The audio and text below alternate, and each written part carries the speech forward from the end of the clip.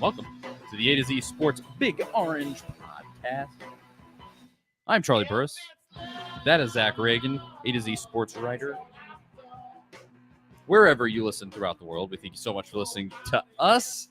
Zach and I talk everything balls every week here on the Big Orange Podcast. If that sounds like something you want to listen to regularly, go over to the A to Z Sports Podcast Network feed on Apple, Spotify, and rate, review, and most importantly, subscribe. Because if you do subscribe, you won't miss our shows when we drop them on Mondays. And speaking of Mondays, it is one right now, and we are live on YouTube.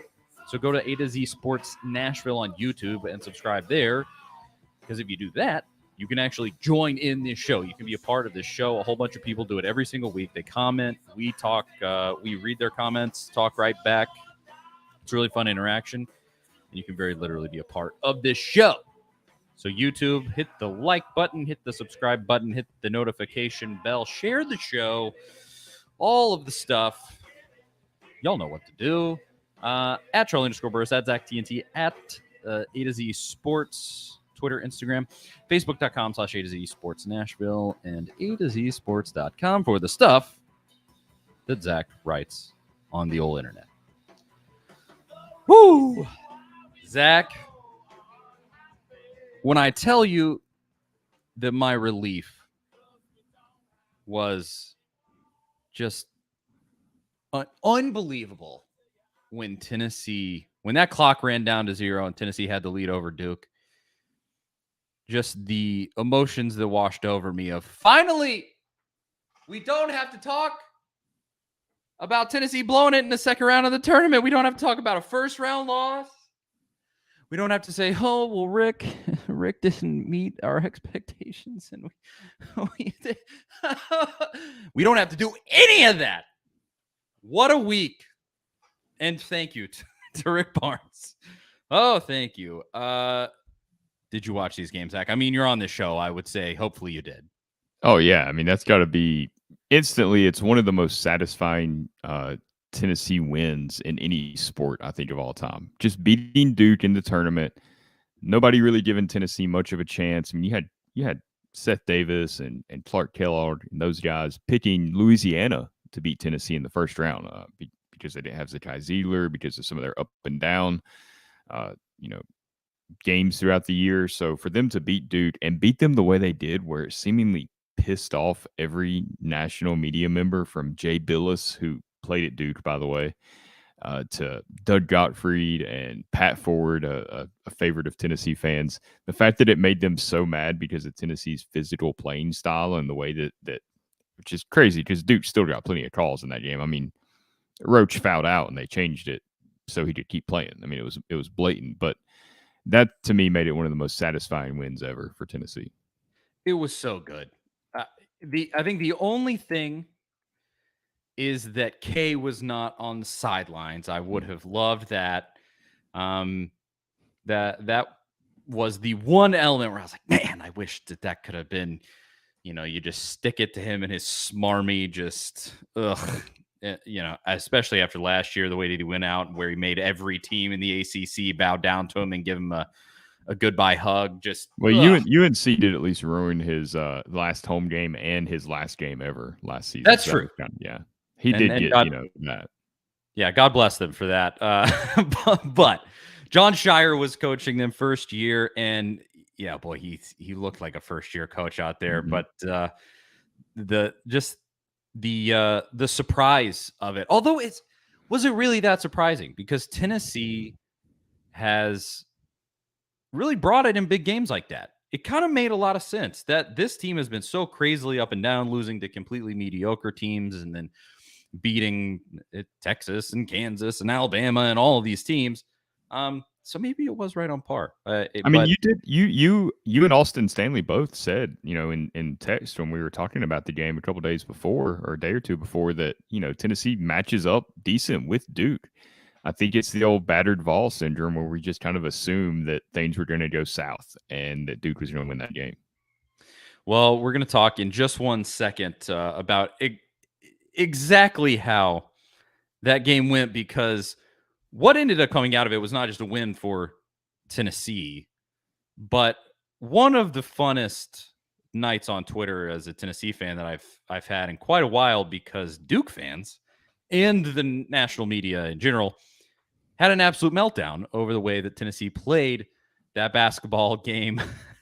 And we're going to talk about all of that. But first, I have to tell you about our first amazing sponsor.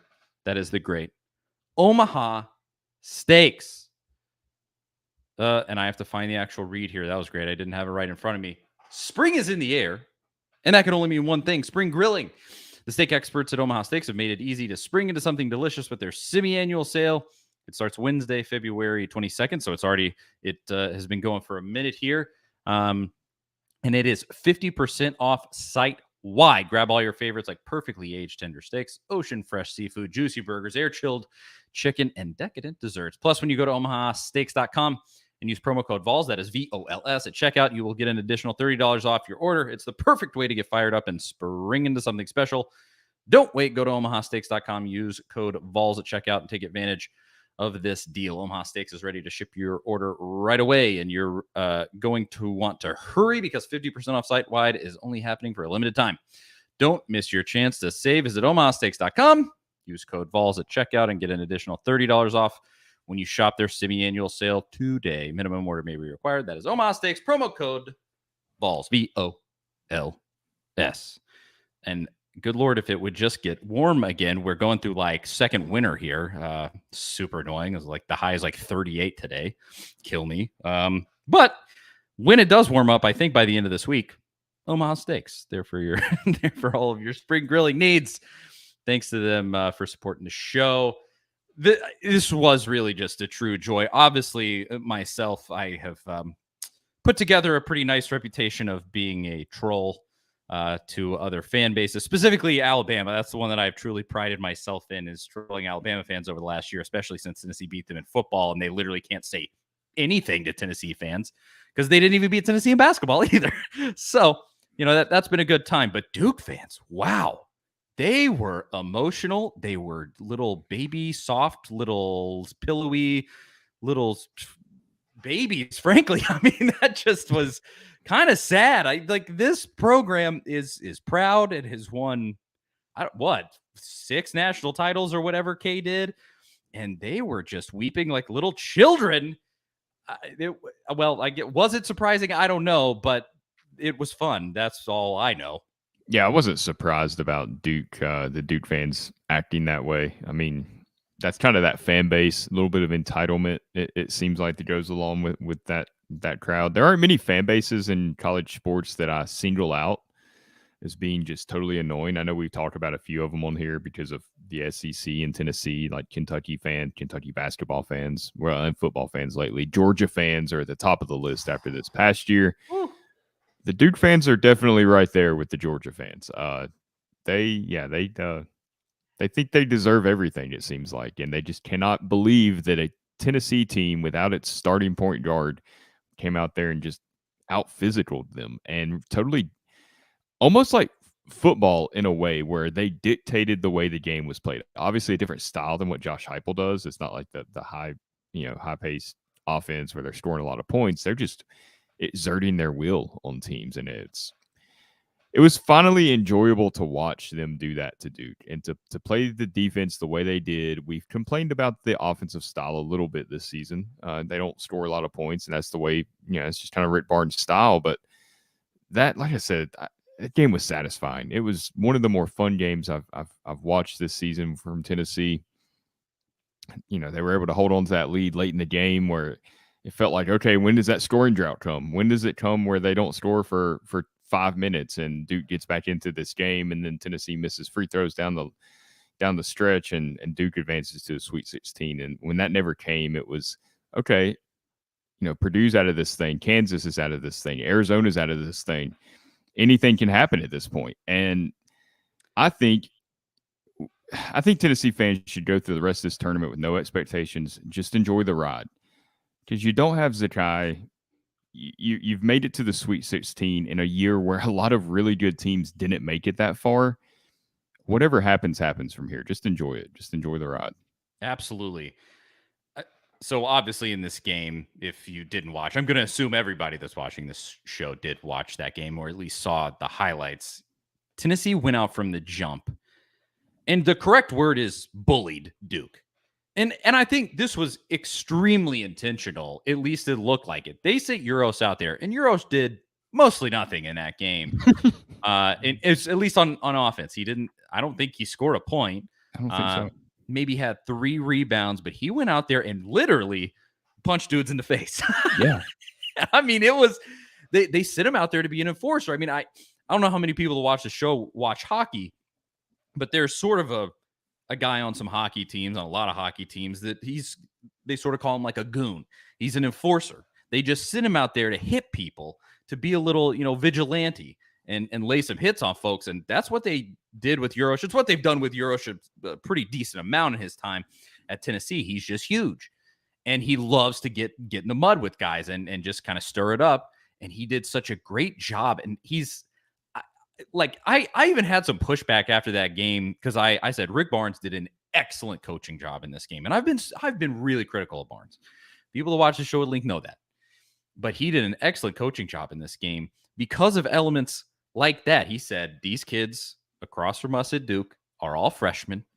They're little skinny boys. And we're going to go out there. We're going to push them around. And they did that. And that's great because every part of that strategy, the scouting that Rick and his crew did, worked on every level. I mean, I don't know that game could have gone a whole lot better, frankly, because you made the shots you needed to make. You played the defense you needed to play. You intimidated them. You had them shaking in their boots. I mean, it was to the point.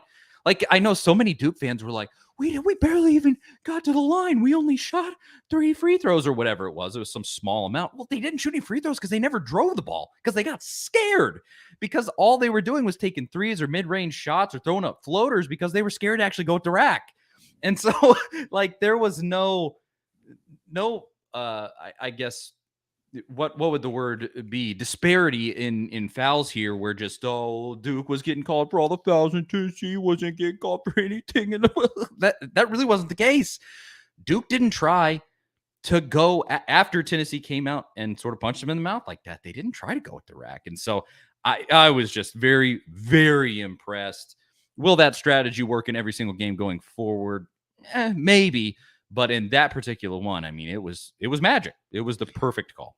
What do you think about, so I'm sure you've seen the Jay Billis comments about he's talked to these referees outside of that game and nobody can believe that Tennessee got away with what they got away with, playing that physically. He referred to it as a hockey game type atmosphere.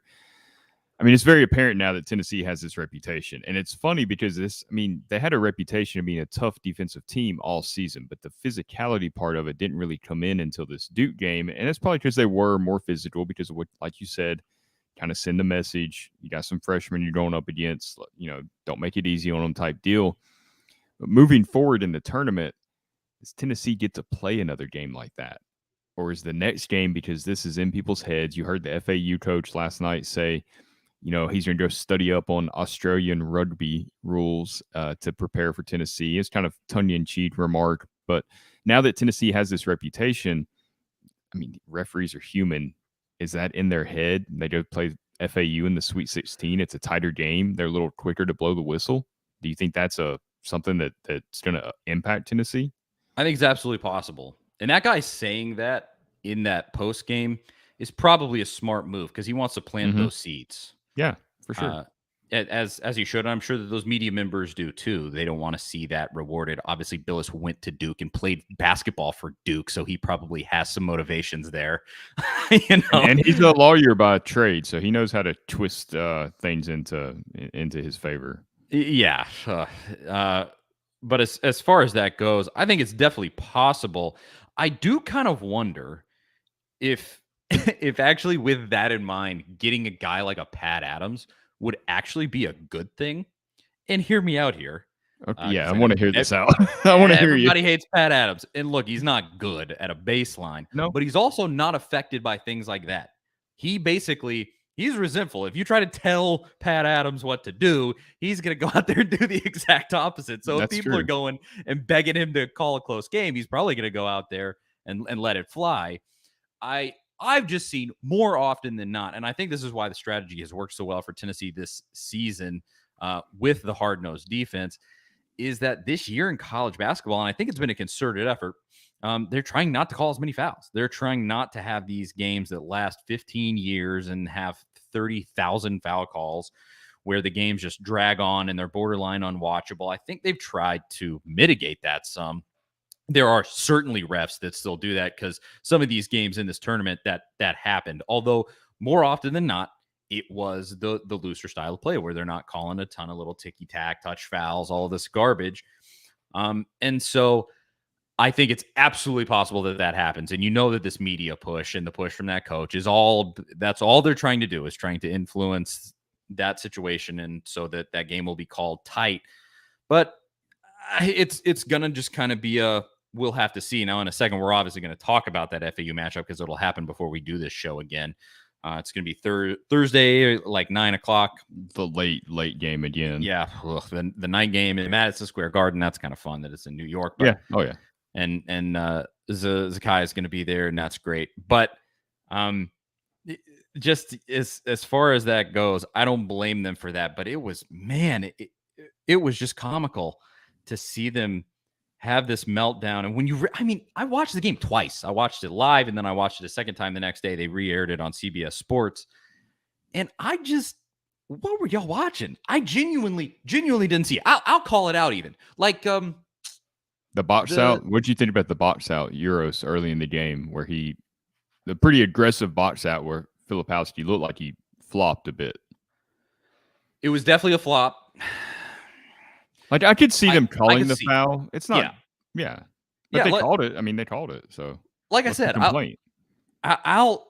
admit it. Like last year in the Arizona game in Thompson Bowling Arena, those refs worked in Tennessee's favor in that game. They did. Mm-hmm. It was a raucous, crazy environment, and they were bearing down on Arizona. And I think the refs were a little influenced by that and called the game in Tennessee's favor. It happens.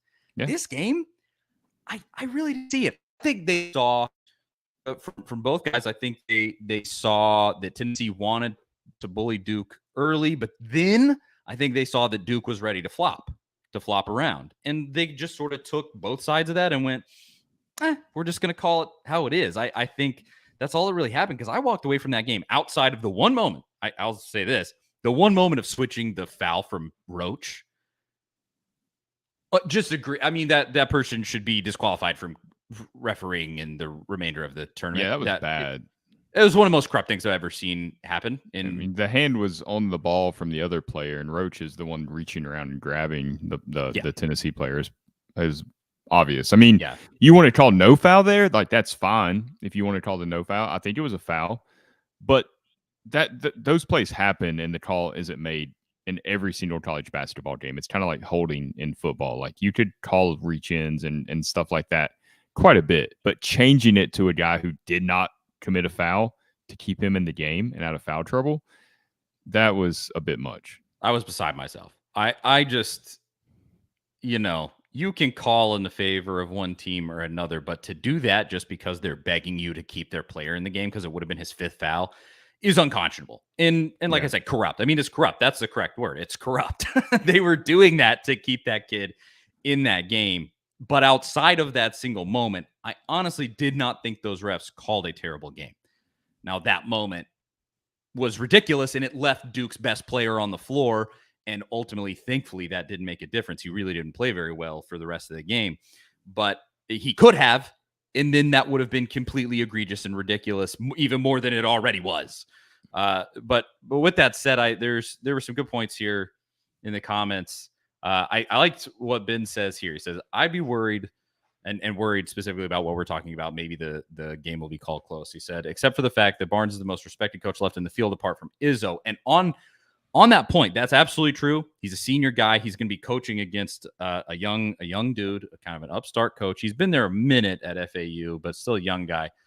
But Izzo is the same exact way. The reason that they are winning is because Michigan State is playing hard-nosed basketball. Mm-hmm. So they're doing the same exact stuff. They didn't beat such a sensational team. They beat TCU. And by the way, that game was awesome. It was a really great basketball game.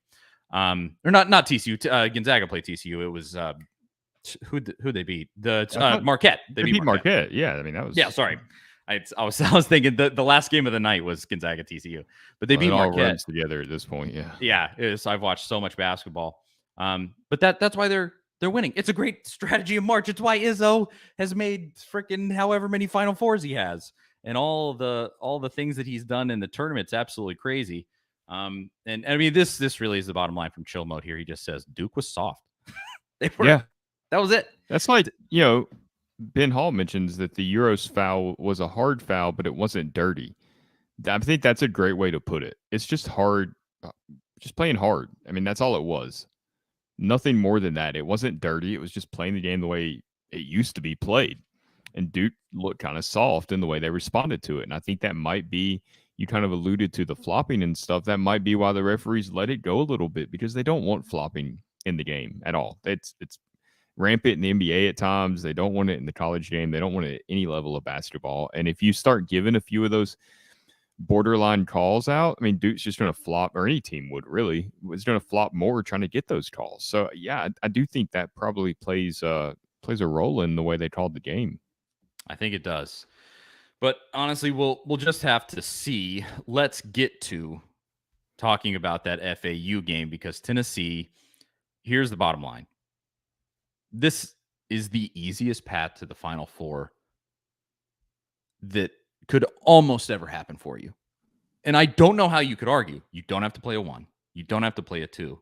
You could possibly play a 3, but that 3 just barely squeaked by Kentucky in this last game. Well, they played really well, and they got shot makers and stuff. Kansas State does, but still, they're not a powerhouse in that 3 spot, and it might not ever get any easier than this. But we're going to talk about that in just 1 second. First, I got to tell you about our friends at Superbook Sports. If I can get the branding up here on the screen. Make 2023 the year you beat Vegas. Superbook Sports gives you the chance every week to go head-to-head with the best odds makers in Las Vegas. No computer algorithms, no guys across the pond setting lines for American sports. Just the best team of odds makers in the business behind the counter at Superbook in Las Vegas. Plus, Superbook features some of the best odds boosts and promo bets that you will find anywhere. So download the Superbook Sports app or visit superbook.com and start your battle against Vegas right now. Visit superbook.com.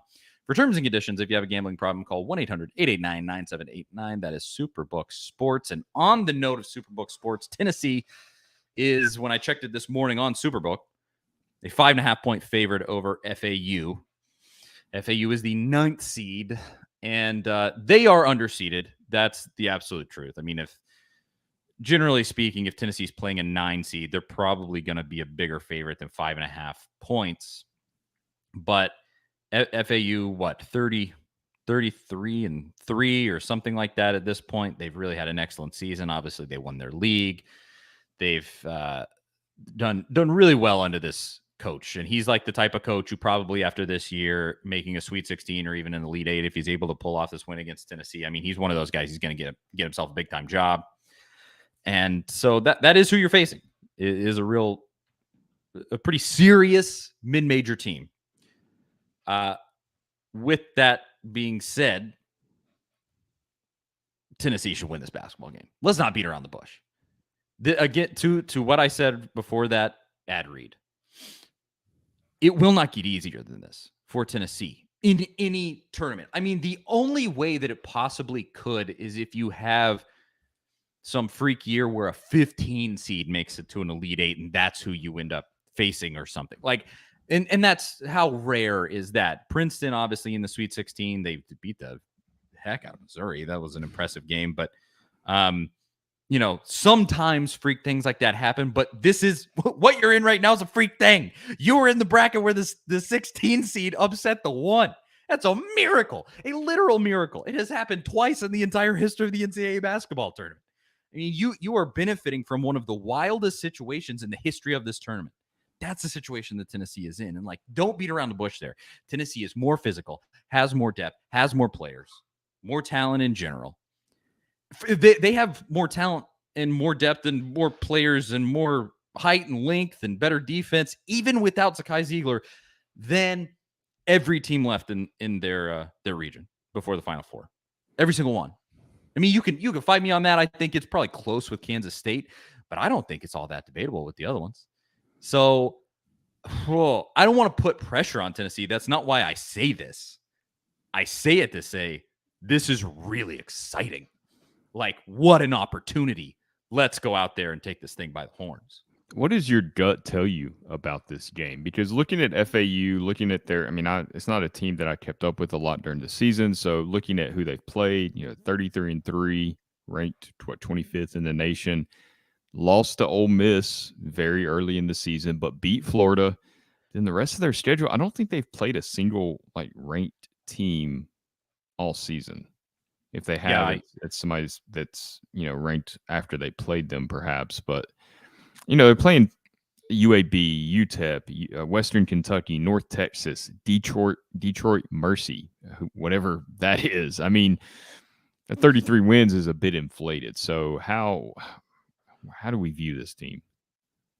Their best win is that Memphis game. So they just had their best win.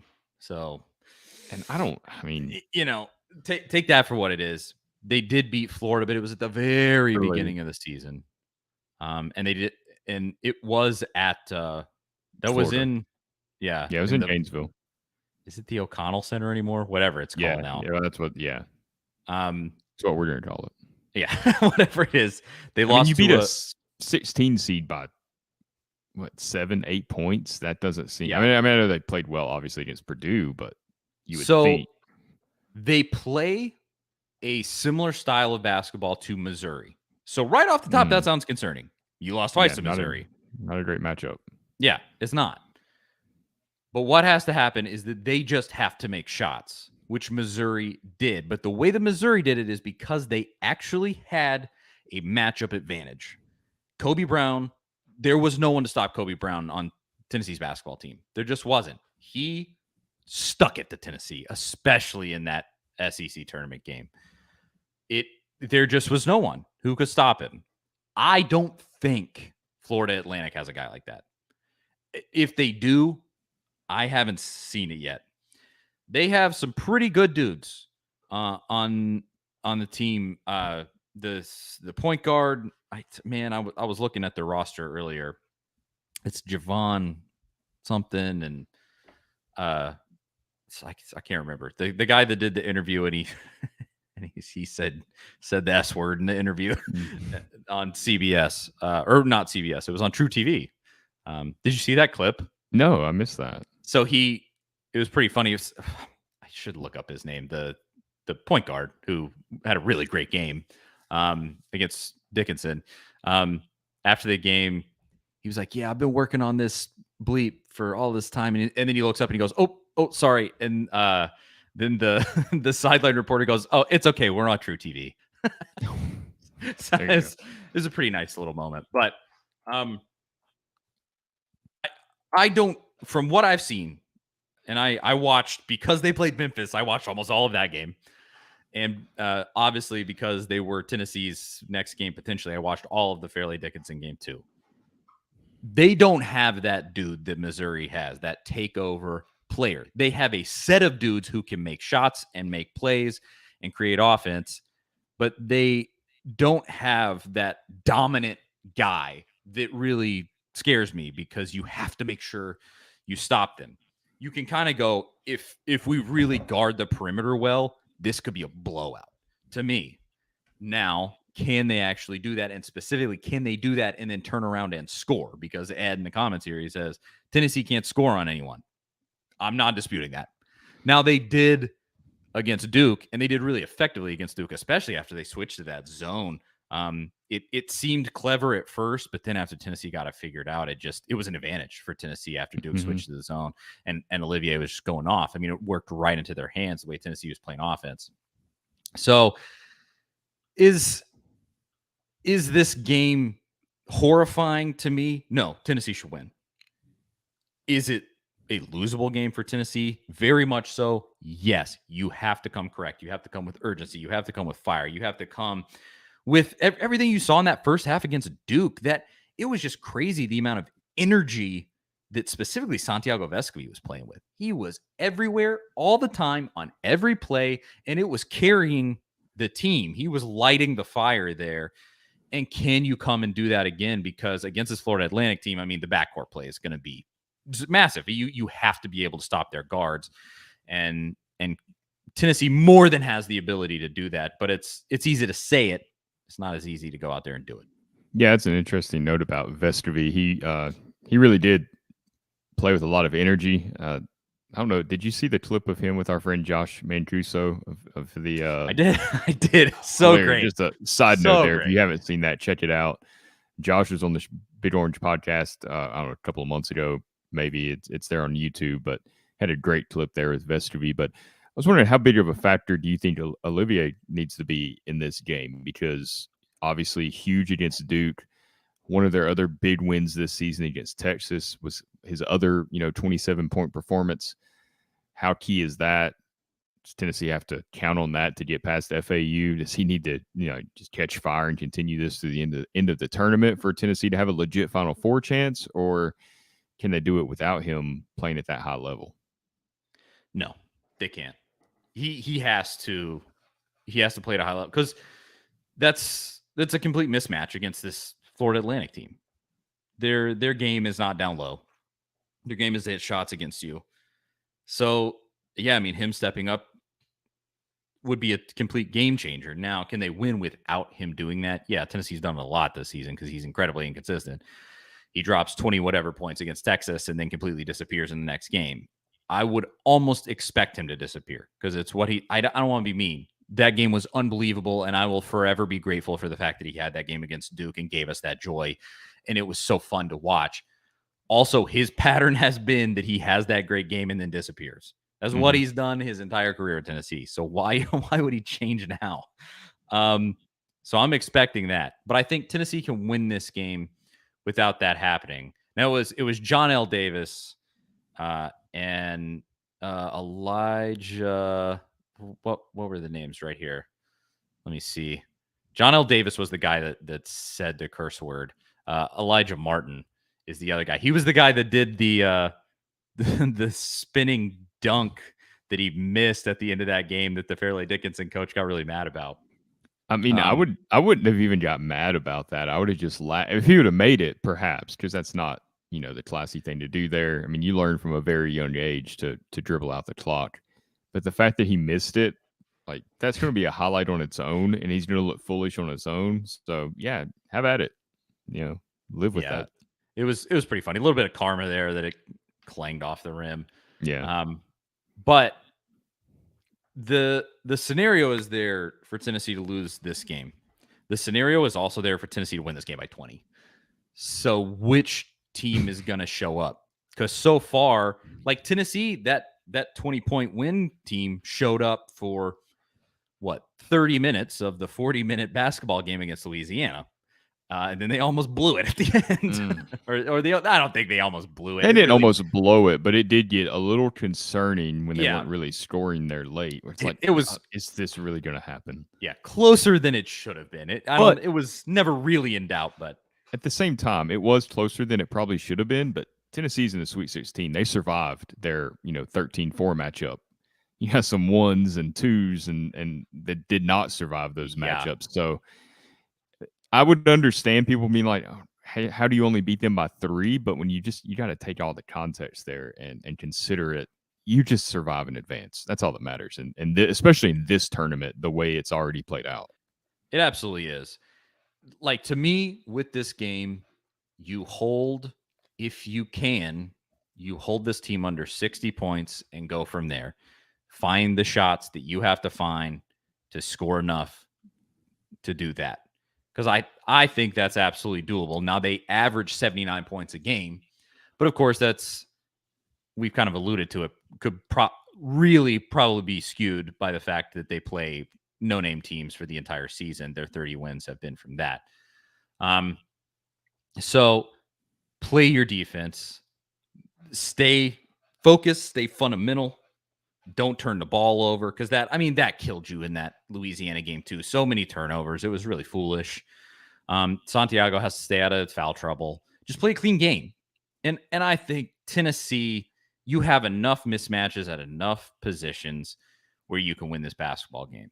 Get good performances out of the guys that you need them from, and go from there. You know what would be a really timely thing to have happen is a big game from Josiah Jordan-James. Please and thank you. And or Julian Phillips, one of them. Now, Julian Phillips had some really timely, awesome baskets in that Duke game. So did Josiah. He's especially that three right out of the beginning of the second half, man, set the tone. And it was all downhill from there for Tennessee. Well, and I mean that in a good way. The ball rolled downhill to a win. Yeah, I was like, no, it turned out okay. But he started things off right. But a 20-point game from Josiah, a 10-point game from Phillips, and then the exact thing that you've been getting from Vescovi most games, really great defense and 15 points, and this is an easy win for Tennessee. I think if you can get something like that, or maybe choose your player out of the rest of the guys. Key, maybe he can have a big game, or Jonas Adu. Take your pick, but you just have to have some set of dudes come to play, put up numbers, and this is a game Tennessee should win. Move on to the Elite Eight and go avenge that game against Michigan State, because it feels like Michigan State probably is going to beat Kansas State, although can't do Kansas State, and God bless them. They beat Kentucky, and Noel, man, that point guard they have. Oh, of course, Tennessee would kill for somebody like that at the moment. Obviously, Zakai was that guy. But he was electric, and I loved just close that game out against Kentucky, and it was so crushing for Kentucky. So on the whole, to put a stamp on it, you're not going to get another shot better than this one to make a Final Four. The first Final Four in school history. Just go do it. Just go do it. Come out with that fire. Come out. And Chill Mode says it here in the comments. All I care about is the Vols do not take their foot off the gas. I don't care if it's a blowout or not. Do not let up because you feel you have better talent. Exactly. This is the tournament. This is the final game of your career unless you play that way. For the whole set of these guys, probably. Although I think technically everyone on this roster could actually come back. But probably will be the final game of their career unless they come with that fire and they play with that urgency and they come out and they play that defense that's going to crush these kids. And it's there for Tennessee. Just go and do it. And I guess we can just say, do you think Tennessee will be playing in the Elite Eight, Zach? Yeah, I'm going to pick Tennessee to win this game. I think they have better talent. I think they're playing pretty well right now. I know the Louisiana game got kind of squirrely there late, but again, you just got to win in March. It's not always pretty. I think this team feels like they have a clean slate after the up and down nature of the last 2 months of the regular season and kind of all the outside noise, a lot of it from Tennessee fans, understandably so. I mean, some of those losses were brutal, especially those Vanderbilt and Missouri losses, and even the loss in the tournament to Missouri. I feel like they feel like they have a clean slate. Everything that they wanted to accomplish is still right there in front of them. Go win 4 more games, and you're a Tennessee legend for the rest of your life, no matter what. Even getting to win 2 more games, and you probably are. Like you said, it'd be the first time in program history going to a Final Four. I feel like they have something special right now. Now, I'm not going to say they're going to run the table and win, the final game, because who knows with this tournament. I'm not foolish enough to think that I can predict how this thing will turn out. I mean, they're going to play some tough games if they get past FAU, and if they play Michigan State or Kansas State, whichever one of those teams, could very well come down to the last possession. And sometimes it's kind of out of your hands as far as what happens there when that shot goes up. I could see it being that kind of game, and you can't really – you lose on a buzzer beater in the Elite Eight. It is what it is. Cross that bridge when we get there. But for the Sweet 16, yeah, I think Tennessee advances. I do too. For the bettors out there that might be using Superbook, I'll say Tennessee does cover even. But it What might was be did you like say? What's the spread? five and a Did you half, say 5.5? which to me would be Tennessee. I think it's gonna be close. It's not gonna be easy. They're not gonna blow them out. But Tennessee covers on free throws at the end of the game. Hits their free throws, yeah. That's what I'll say. And yeah, let's not forget about that in that Duke game. Some really clutch free throws down the stretch for Tennessee, which has been a problem all year. Yeah, So kind of ended a little bit of that narrative that kind of yeah, cost them Vanderbilt and Missouri for sure. yeah, just stay loose, play your game, play with fire. You'll be all right. You're the more talented team. Go win it. And now we could turn our sights to football. It might have been worth talking about baseball first, but we're going to save that for last because things didn't go so hot over the weekend for baseball. So that's going to be our final topic of the show. Kind of a should you panic about the baseball team? Little talk that we're going to have at the end. But spring practice started today. Josh Heupel spoke, and obviously there was an actual spring practice session. And so we're going to talk about that right after I tell you about our great friends at Farm Bureau Health Plans. Farm Bureau Health Plans have been serving Tennesseans for over 75 years. Much has changed in Tennessee over the years, but some has stayed the same. Farm Bureau Health Plans has always valued personal relationships, especially when it comes to good health and good service. Plan on Farm Bureau Health Plans for health, dental, and vision for better coverage, better rates, and better service. Go to fbhp.com/ATOZ or walk into one of their 200 plus locations across the state. That is fbhp.com/ATOZ. Farm Bureau Health Plans. Support them because they support us. Thank you so much. Now, to spring football. It kicked off today. And this is obviously always an exciting day because usually it means the weather's starting to warm up. And do you freaking, hey, excuse me, weather, could you warm up, please? It was freezing here in Knoxville today. But usually the weather is warming up. Obviously, you get to watch football. All the clips start rolling out from practice sessions. That happened today where everybody, there's Nico was throwing, Joe was throwing. We got to see Cam Selden was one of the guys that came up. All of these new guys. It's exciting. I love it.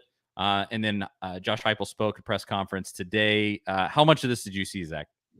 Yeah, quite a bit of it. The weirdest thing was seeing Nico in that number 12 jersey. That was kind of different after seeing him in the number 8 for pretty much all of his recruitment and all the Polynesian Bowl and different things that he's participated in. That was kind of odd, but outside of that, kind of arbitrary thought.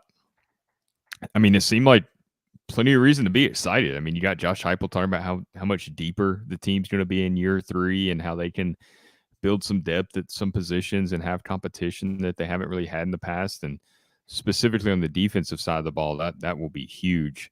And then you had newcomers out there. Cam Selden, interesting note that he seems to be working at running back, and Heupel talked about him getting a shot at that position to begin with, even though he was listed as a wide receiver. Pretty sure he's still going to be used in some unique, creative ways, splitting him out wide. He's such a unique talent that, perfect offense for him to be in, because Josh Heupel and Joey Hosley and the rest of the staff will definitely find a way to create some mismatches with him. And speaking of mismatches, Dante Thornton, another guy, the Oregon transfer wide receiver, worked out at the slot today. I wouldn't make too much out of that because I think they plan on moving him around a lot because, again, with those mismatches, you can really utilize him where he can play inside, he can play outside. For today, it seemed like he was taking reps behind Squirrel White, but again, that to me, that's just where they had him today. He'll probably move outside, work there some. Who knows how that rotation will actually end up, working out. We kind of have assumed that they will just use 3 wide receivers like they did last year for most of the season. But, you don't know. Heupel adjusts and adapts on the fly, so he might find a way to keep some bodies fresh. Maybe he rotates a little more. Maybe they run some more 4 wide sets. Who knows how they approach that, but that's obviously a good problem for them to have. And then I thought the most interesting note of the day, because I think I don't think it's an underrated storyline. I think it's a big storyline. I just think things like the wide receivers and Selden and Nico and Joe Milton will get more attention. The offensive line. And it seemed like they said John Campbell was working more at left tackle, he's the Miami transfer, which is what he played at Miami. We kind of assumed that he would fill in with Darnell Wright's role at right tackle. Like they had shifted Gerald Mincey over to right tackle for today. I mean, it's early, so they're obviously just trying some things out and seeing what works. They left Crawford at left tackle, who him and Mincey split those snaps last season. So that's kind of interesting. I mean, if they feel like Gerald Mincey's better on the right side and Campbell's the better left tackle, it would make sense to flip them. Maybe you have a situation like last season where Darnell Wright flips from left tackle to right tackle and ends up having the best year of his career, in 2022, where he's playing every snap at right tackle. Probably going to be a top 20 draft pick now. I mean, there's something to watch there. So it'll be interesting to see how that, the offensive line comes together. Yeah, there's so many positions on defense more than offense. But I mean, on offense, the offensive line is the main spot where I look. There's so many positions where there's stuff to figure out. But the main thing is that I think for probably the first time in Josh Heupel's time at Tennessee, you actually really have dudes to choose from. Depth was such a ridiculous issue in that first year. Got a little bit better last year. Well, a little bit better. They won 11 games. I think it worked out fine, but it's considerably more even now. And so figuring that out with this added amount of depth is honestly just so exciting because it almost feels like this is the first spring ball where Tennessee really has a full football team. And that's just an interesting proposition because Heupel has had to work through this paper thin. We literally don't have a dude to play that position, so we got to move this guy over from safety to go play cornerback, and they're having to adapt all of these things. Again, it was mostly on defense, but it feels like they legit have the warm bodies now. And so, what do all of those guys look like? And the offensive line, I mean, that's incredibly intriguing because you're replacing in my opinion, the best offensive line in the offensive lineman in the SEC last season, and Darnell Wright, who's going to be a draft pick, first round draft pick probably. And those are big shoes to fill. And so it's interesting to hear that they're kind of just sort of trying everything out. It's like, oh, this guy, we thought he was going to be here. Well, actually, he's playing over here. We're not sure exactly where they're going to go.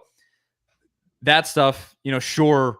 We always give the caveat at the beginning of all the spring practices, fall practices, just sort of be like, don't put too much stock in it because you always get excited about something. And then when the season actually comes, nothing really happens with hype. But as this goes, I mean, I think they got to be trying to figure that out. I think that's one of the most important things on this entire football team. And I'm sure that there is major urgency to get that offensive line situation figured out. And so that is interesting. It'll be kind of fascinating to see exactly where they go there. The defensive line, the cornerbacks. I mean, just choose your position on defense. It's gonna be kind of interesting to see where they go. But one day is not enough to figure any of that out. But those are some good notes. Yeah, and Ed asked here, is Joe Milton going to start? Josh Heupel, I mean, we all know Joe Milton is going to be the starter to start the season unless he gets injured or something like that. Heupel, pretty much without committing to Milton in a way, did today by talking about that he expects him to play at an elite level, high level. But he wants competition there, which you should at every position before you kind of like deem Joe Milton as the official starter. He did seem a little, I wouldn't say concerned, but he made a reference to how thin the depth chart is at quarterback when he was asked about how quickly Nico would be pushed in spring practice. And he's like, he's going to be pushed extremely quickly is exactly what he said, because as he pointed out, just look at where we're at the quarterback position. They don't have another scholarship guy beyond Nico. You have some walk-ons that would have to step into that role if something happens to your top two quarterbacks. So that, obviously, if Milton goes down, you're hoping that Nico is ready to go pretty quickly. And he's a mature kid. Obviously, there's going to be some learning adjustments, some growing pains there, just like for any highly touted quarterback. Nico goes down, and you're in a world of hurt where suddenly you're just hoping to get to 6-6 and get to bowl eligibility. Obviously, that would be the nightmare scenario. Let's not speak that into existence. But yeah, Heupel brought that up in that press conference today. He he said there is major urgency to get, or what was it? I actually wrote it down. Great urgency was his exact quote, concerning Nico, because that quarterback room, while it is excellent, it is incredibly thin. I mean, they just don't have dudes beyond the top two guys. And what are you going to do when you have to turn to a third option? And so at a minimum, you got to get Nico figured out, at least for him to be serviceable in an SEC football game. And obviously, by doing that, you're going to set him up for success in the future, hopefully. But that's a I don't want to say it's concerning. It's not necessarily concerning as long as those dudes stay healthy, and the chances are that they will. And everybody say their prayers about the health for those guys. But I just think that as far as that goes, everybody's gonna want to see Nico. Oh, is he gonna start? Is he gonna do all this stuff? That's just not gonna. I don't think. In my personal assessment of the situation, I think it's going to be Milton until they have a real good reason for it not to be. I will put it I that don't way. think. I think. Yeah, I don't think Heupel is. Some coaches in the past at Tennessee, Butch Jones and Jeremy Pruitt specifically at times, didn't really seem like they wanted to play true freshmen quite as early. I don't think any coach wants to have to rely on a true freshman, but I think Josh Heupel, he's going to put the best guy out there, no matter what position that is. I don't think there's any way that can be Nico, as talented as he is, as mature as he is, as good of a leader and teammate as he's already proven to be.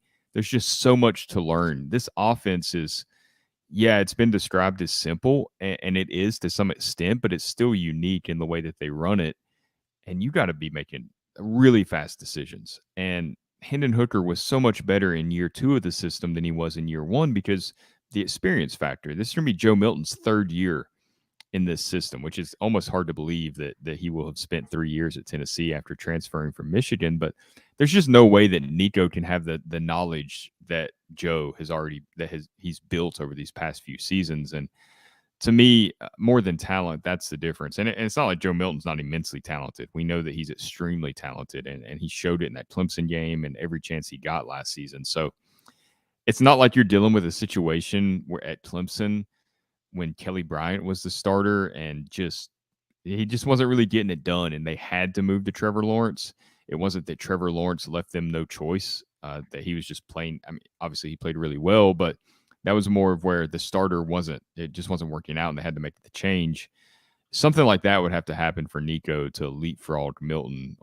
I don't think he's going to there. Just if Milton's playing well, Nico plays well, Nico jumps him somehow. I don't see that happening, mostly because of the experience. Yeah, I just don't.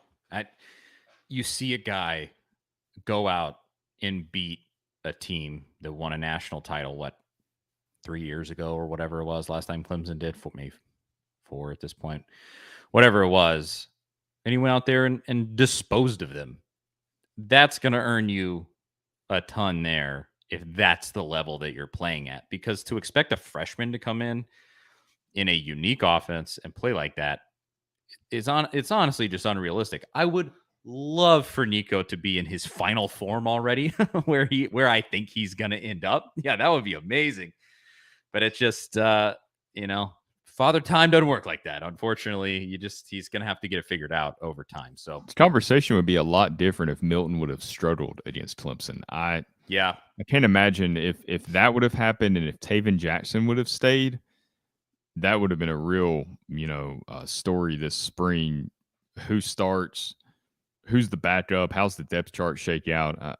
While Heupel doesn't like, the lack of depth that he has at quarterback, I imagine at least he doesn't have to worry about the decision being that difficult or that scrutinized. Nobody's going to fault him for going with Joe Milton over Nico to start the season, giving him a decently long leash to see how he does based on the way he played against Clemson. Like I said, that makes his decision a lot easier, and there's not really much there to criticize. Absolutely.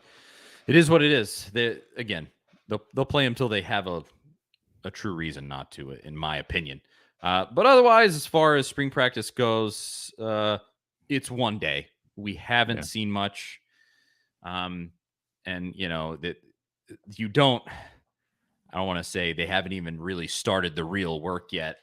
Realistically, for like media members and things, you don't even see the real work ever. like that just isn't something that Tennessee is going to go and give out to media members because of the way. I mean, that's college football across the board now. Just teams, they don't let media members see that stuff. So the public doesn't get to see it either. But we'll have to get past one day to really have a hard take on much of anything. But there's some good news and notes there. But otherwise, Zach, before we finish off with this baseball conversation, anything else with football? No, I mean, I feel like that was pretty much it. Before we came on to start this recording, we were kind of wondering who Shane Beamer wants to fight in the SEC. I don't know if people have seen that. He was on Bussin' with the Boys, and they asked him which SEC coach he thinks he could beat in a fight, and he was a little diplomatic in his response, saying that, I'm in pretty good shape. I think I'd stand a good chance against most of them, but there'd be some tough battles. Then he suggested that there's one or two coaches that he would have at the top of the list that he wants to fight. And one of them, at least one of them, is on South Carolina's schedule in 2023. So I know a lot of people assume that was Josh Heupel. I really don't think that's the case. I can't remember Heupel saying really anything towards Shane Beamer. And Heupel doesn't usually say too much about other coaches. I haven't really heard anything negative from him directed at other coaches. My guess is that it's Mark Stoops who kind of made fun of some of Shane Beamer's dancing in some of those videos that were put out that went viral. That would be my guess. I could definitely see Mark Stoops and him like not getting along that well at some of these meetings, like SEC league meetings and stuff. But it was a question that's kind of floating around out there. Who does Shane Beamer want to fight? And who do you think he would beat in a fight? So I was looking just now. Shane Beamer, according to the internet, is 5'8" or 9. So he's, no offense to anybody that's this height. He's not gonna have height. He's a little short. That's not gonna have the high ground. He's not tall. I put it that way. And he is a little punk. And I would say unless he has some like, I take Taekwondo classes or something. I don't know his personal life or what he does I could there. see him being that way. He's a weirdo. So maybe, but unless there's something like that, I do feel like against like a psycho like Kirby, dude, Kirby would probably, I feel like he could F somebody up. Like he just because he loses it. Yeah. Yeah. I feel he's red and just goes. There's a 100% chance he's like strangled out a coach, right? One of his assistant coaches that's screwed up. Like he seems like a complete psycho. So probably Beamer. Beamer was one of his assistants. Maybe. But Heupel obviously a lot bigger. Heupel's a tall dude. He's a big dude. I just don't know if Heupel's in fighting shape because I don't think it doesn't seem like, at least just looking at his physique and stuff, he doesn't put a ton of effort behind being in like really great shape and like making sure but he is like tall and big. So, he's in person, he's deceptively a much bigger guy than you would expect. Let me see his height if it just says it here. I think he's like 6'2", 6'3", maybe. He is 6'2". Yep. But just in general, I was struck by, I don't know what I was expecting, but he was in person than I expected. Oh, you froze there. I missed the end of that.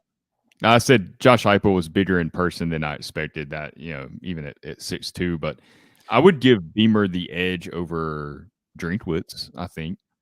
Oh, yeah. Yeah. I would give almost anybody an advantage over Drinkwitz, I think. Although I could see him being like a secret Taekwondo guy. He's a weirdo. Kind of like Beamer. They're both sort of in that, they're very similar. Yeah. Mm-hmm. But regardless, who knows? I guess maybe we should have that. We should have the coaches fight each other and see who wins. That would be fun. Back in the day, Derek Mason probably would have won. Oh, or Ed Ogeron. Yeah, Mason was stacked. Orgeron was psycho. Ogeron was in bar fights. I mean, yeah, that's true. Who knows? But as far as football goes, until we see a little bit more news come out, one day is just not that much to draw a whole lot from. But Heupel's press conference, it had at least some things of note in it, and we will talk about more as spring ball goes along. Now we got to talk about who, should I say, was or still is the most beloved coach on campus, but things aren't going so hot for him right now. Tony Vitello and the baseball team, they are yet to beat a team with a pulse. Let's just call it how it is. They got swept, and not only swept, but got their butt kicked by Missouri this weekend. And we're going to talk about whether it might be time to hit the old panic button there on the baseball team. But first, I got to tell you about Rattle and Snap Tennessee whiskey. Few things go better with a Tennessee sports victory than whiskey, and specifically Rattle and Snap Select Straight.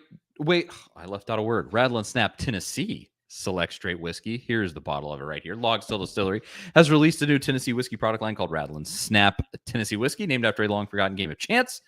Rattle and Snap is a whiskey for those who make their own luck. There's a 4-year version, and that's this one. There's also an 8-year version. I've had both. I have both. I had both. I had the 8-year before, and it is gone now. And they're both awesome. Great for your favorite cocktails and just drinking them neat. You can find it in stores across the state of Tennessee. Rattle and Snap is also available in Kentucky, Indiana, and Mississippi for our non-Tennessee-based Vol fans. So run, don't walk, and go get some Rattle and Snap whiskey for your next Tennessee sports victory. Maybe Tennessee makes that Final Four. Rattle and Snap Tennessee whiskey. It's right here for you.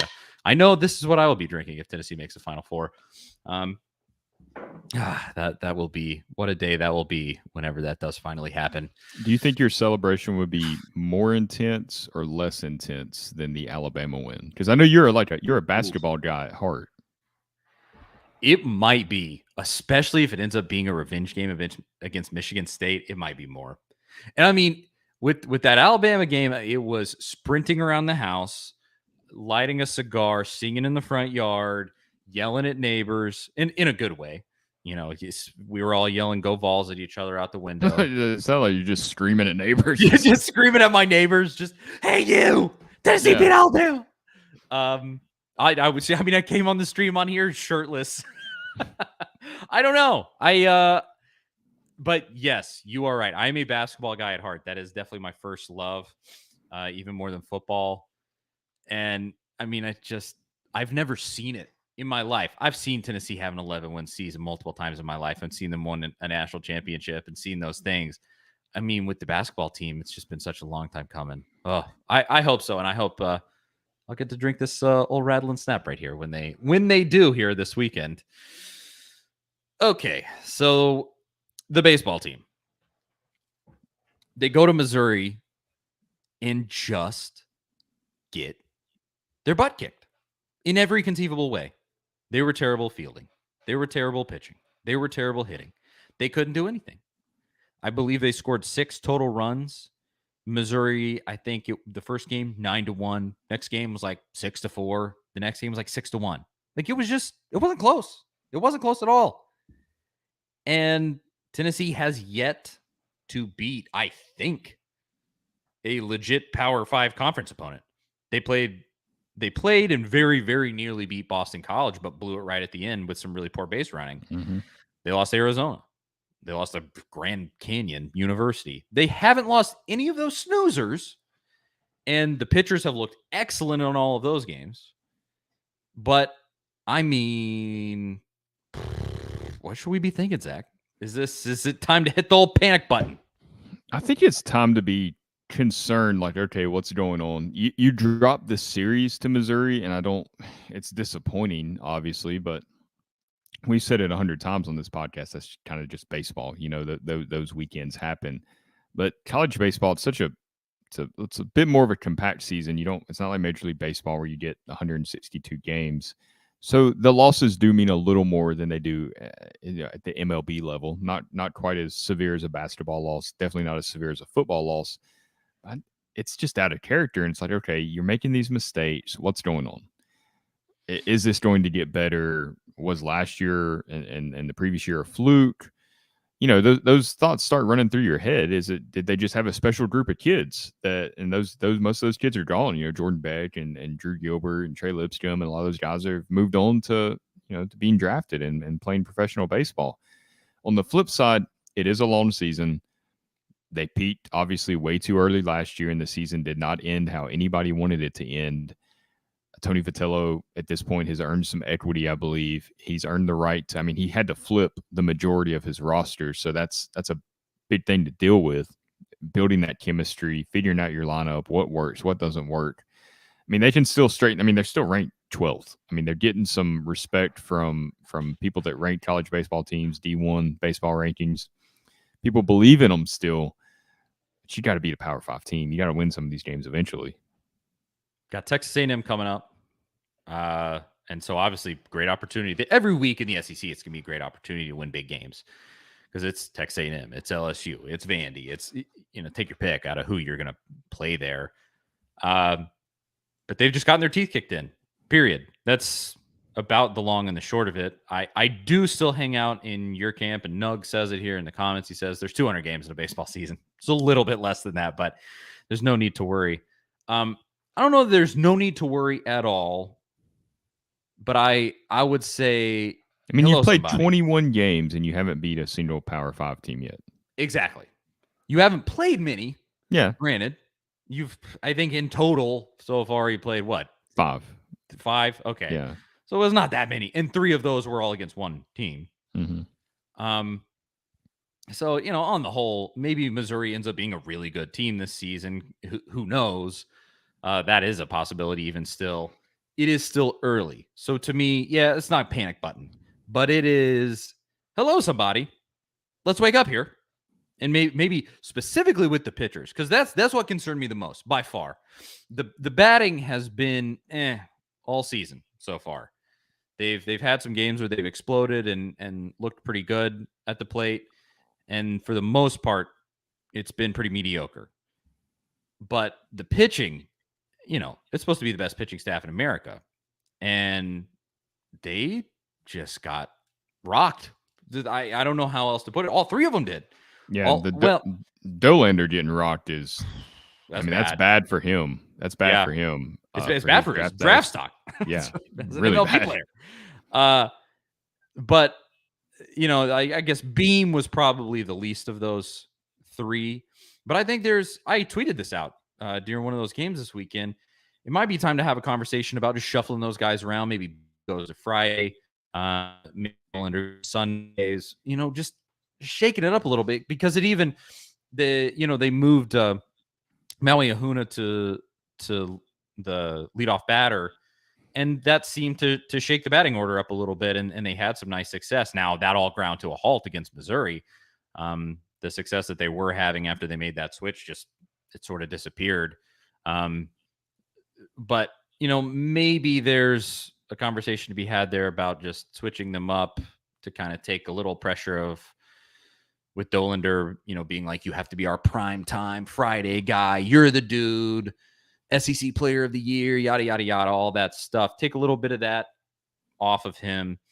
And maybe this is a little bit of a reset button to sort of say, okay, you're not last year's team, and you're not going to be.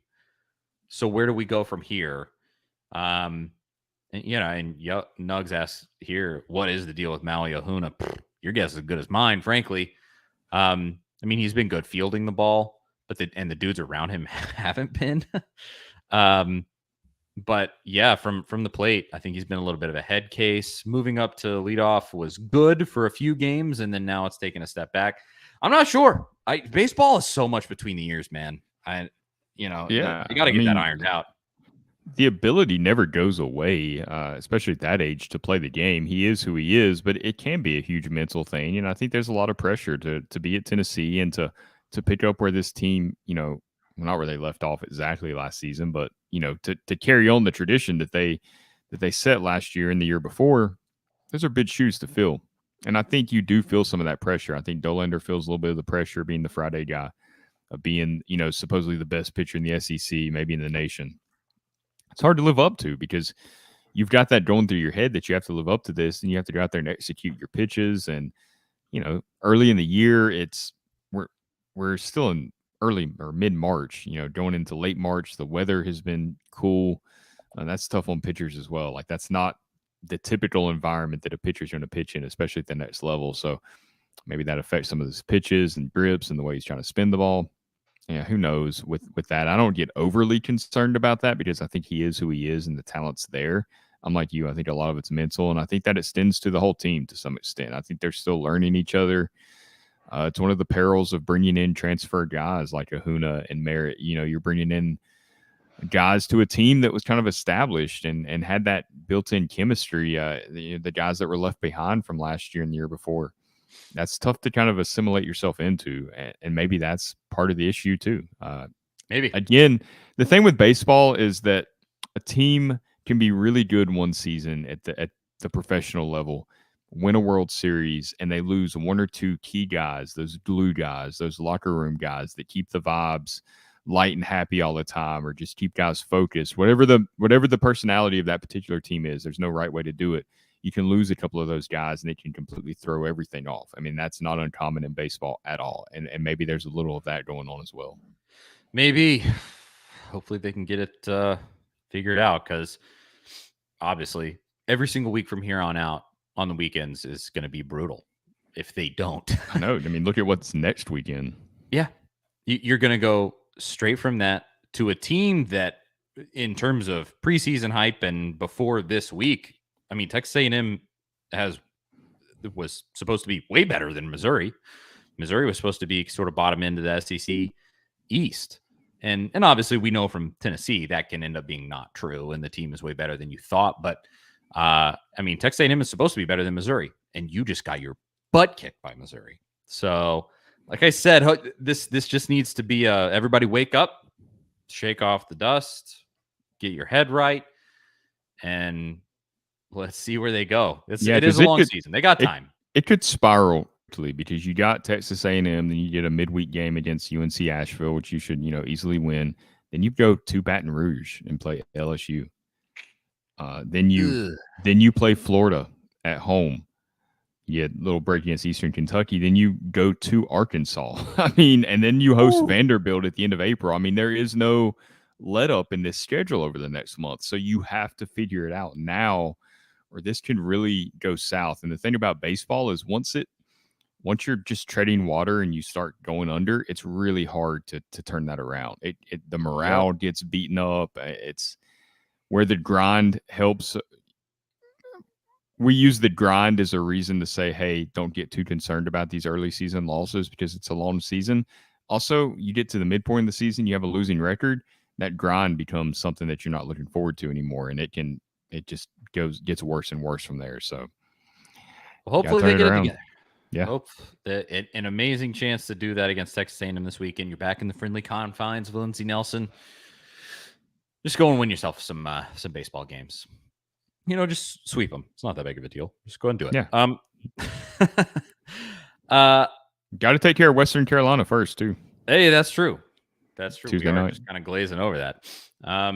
So we'll see where they go and talk about it as the season goes. Obviously, it would be kind of a shame if they end up falling off, because Tony Vitello has saved us the last couple of years from having to have just the longest dreary parts of the offseason. He's given us stuff to talk about. So please, please, get it figured out. Oh, no, Noah's coming in right here at the end. He says, "What's up, fellas? How about those Vols?" Absolutely. How about those Vols? Go back and watch the rest of the show. We talked about everything, and then had to end on this kind of lame note. Oh, well, I'll end with a positive note though. So, speaking of baseball indoor softball diamonds, the softball team is buzzing. I believe 24-1, top 5 in America. Just not only swept LSU, this was the exact opposite of the baseball team. Not only just swept LSU, and I believe it was at LSU, but I blanked them in 2 of the games and then beat them by like 7 runs in the final game, even though they gave up a couple of runs in that last one.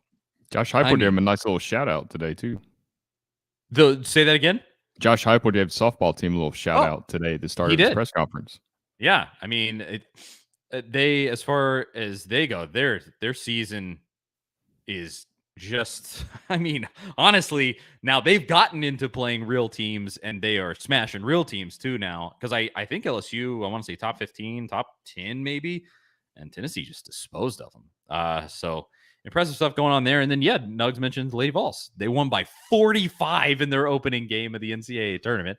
And tonight they will be playing Toledo, a big upset from Toledo, 12-5 in Tennessee. So the women's team actually gets the benefit from an upset too, just like the men's team.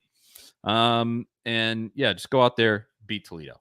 Because it's all there for this Tennessee team to make a Final Four. The team that's the number one team in their region, Tennessee, has already played them, Virginia Tech. They did lose to Virginia Tech, but it was very close. And I think they could beat them if they played them another time. Now that it seems like, you beat LSU, you've beaten some better teams. Maybe they could actually win that one, make a Final Four. We'll see. Can the men make a Final Four? Can the women make a Final Four? Can the baseball team get it figured out? We'll talk all about it on next week's show. I'm Charlie Burris. That is Zach Reagan. This has been the A to Z Sports Big Orange Podcast. Thank you to everybody for watching.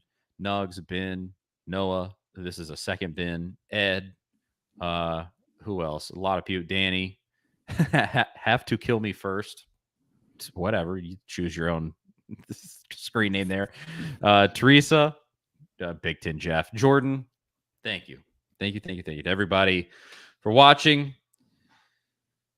A2ZSports.com, at Charlie_Burris, at Zach TNT, at A2Z Sports, blah, blah, blah. Like the YouTube, hit the like button, subscribe button, notification bell, share the show, do all of the stuff that you got to do, and we will talk to you. We'll probably have a midweek show, so a little later this week. See you guys later.